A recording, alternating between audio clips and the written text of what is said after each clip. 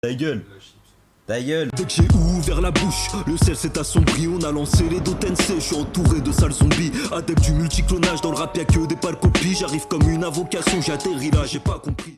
Ouais, c'est YouTube Monnaie, c'est Mousson. On se retrouve aujourd'hui pour une nouvelle vidéo. J'ai pris l'habitude de vous raconter ma vie parce que je me rends compte que j'ai une vie très évidente, une vie passionnante, une vie verdoyante. Ouais, ça veut rien dire. Bon, ok. Ouais, il y a Chopper aussi. Oh frérot, dis salam un peu. Je vois t'es là, tu t'incrustes dans toutes les vidéos, dis pas bonjour. On reprend. Aujourd'hui, on va s'intéresser à des anecdotes qui sont passées dans les snacks. Faut savoir que moi, j'ai le corps rempli de tacos et de burgers. Dans mes différents périples, dans différents restaurants, il m'est arrivé différentes actions que je vais partager avec vous. Faut savoir déjà un petit point culture. Tous les snacks que j'ai côtoyés dans ma vie, 90% des snacks se sont situés à Villeurbanne. C'est quoi? T'as Lyon, c'est la capitale française de la gastronomie. Et bah t'as Villeurbanne, c'est la capitale des meilleurs tacos de France. Et oui, j'ose le dire. Il y a une règle d'or aussi à respecter à Lyon, c'est que c'est dans les petits snacks qui payent pas de mine que tu mangeras les meilleurs tacos. Et surtout aussi une autre règle, ne jamais leur donner à manger après minuit. Ouais, je sais pas pourquoi j'ai dit ça. Pour ceux qui ont la référence, je vous laisse la donner en commentaire.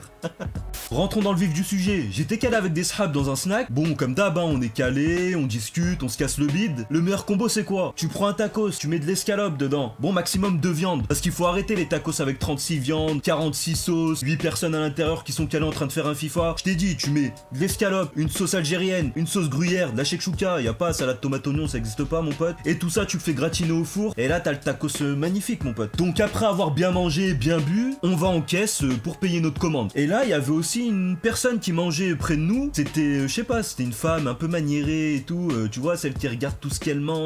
Ça se voit, elle doit se taper des plâtrés de quinoa à la maison, elle a pas le temps. Et tu connais en caisse, t'as tout le temps le pélo qui te demande si ça s'est bien passé. Bon, moi je vous mens pas, hein, moi je suis un lâche. Hein. À chaque fois qu'on me demande si ce que j'ai mangé c'était bon, même si c'était dégueulasse, je vais regarder le pélo dans les yeux et je vais lui dire c'était super bon mon pote, je reviendrai tous les jours, 6 fois par jour. Et derrière, je quitte l'établissement et je reviens plus jamais de ma vie. Voilà, ça c'est ma technique, je la partage avec vous, ma technique de lâche. Hein. Sauf que ce pélo, il me demande à moi si ça s'est bien passé. Pour le coup, moi c'est un de mes snacks préférés, donc y a pas de souci, c'était super bon. Il demande derrière à la femme si ça s'est bien passé. Et la femme elle dit quoi? Ouais bon c'était pas mal, par contre le tacos il était trop gras. Frère c'est quoi cette remarque? C'est quoi trop gras pour toi? Tu vas dans un snack, tu vas manger un tacos mon pote. Ça veut dire un truc blindé de sauce, blindé de viande, blindé de frites, blindé d'huile. Et t'es là, tu te plains parce que le truc il est trop gras. Je sais pas, t'attendais à quoi? Cousine, s'il te plaît commande un tacos, il te le cuit à l'eau, dedans il te met des concombres, du taboulé, comme sauce il te met quoi? Je sais pas, de l'eau de mer, un peu de poivre et tout, et tranquille là t'auras un truc diététique. Le pélo il s'est un peu justifié mais j'ai pas compris le délire de se justifier. Tu manges un tacos, c'est gras, oui.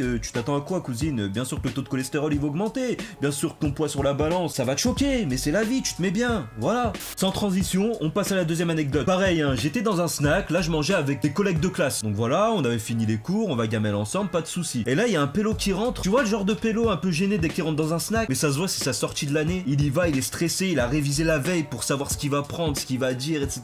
Il rentre, il est chaud. Il arrive vers le pélo pour prendre la commande. Le pélo, il lui dit quoi? Il lui dit bon, alors tu veux quoi aujourd'hui? Il le regarde et il lui dit quoi? Kebab. Il lui a répondu en un mot. Développe. Kebab, quelle sauce, la cuisson, je sais pas, des trucs en option, j'en sais rien, développe. Il lui dit attends, je vais t'expliquer le concept. Quand tu prends un kebab, faut choisir ta sauce, faut choisir tes crudités, et il faut que tu me dises si tu veux un menu ou pas. Il commence à stresser total parce qu'il avait pas prévu tout ça. Lui il s'est dit je lâche un mot, on se regarde, il me regarde, on se comprend, y a pas de souci normalement. Et là il commence à bégayer. Vous avez quoi comme sauce? L'autre il lui dit bah algérienne, mayo, samouraï, toutes les sauces que tu veux frère, tout ce que tu retrouves dans tous les snacks a priori. Et le pélo pareil, il commence à angoisser tout le monde. Tu vois il met 15 ans pour prendre sa commande et il pose des questions cheloues. Il lui dit quoi? On peut faire des mélanges de sauces? Frère ouais mais toi bien, prends les sauces que t'as envie, pourquoi t'angoisses tout le monde? Il y a la queue, il y a tout le monde qui attend derrière mon pote. Bon ça c'était une petite péripétie dans la grosse histoire. Il a réussi à prendre sa commande, pas de souci. Il a pris son menu kebab, sauce blanche, sans oignon et un coca. Et il allait faire un tour pendant que le pélo lui préparait le truc. Il revient 10 minutes plus tard récupérer sa commande. Il lui dit quoi?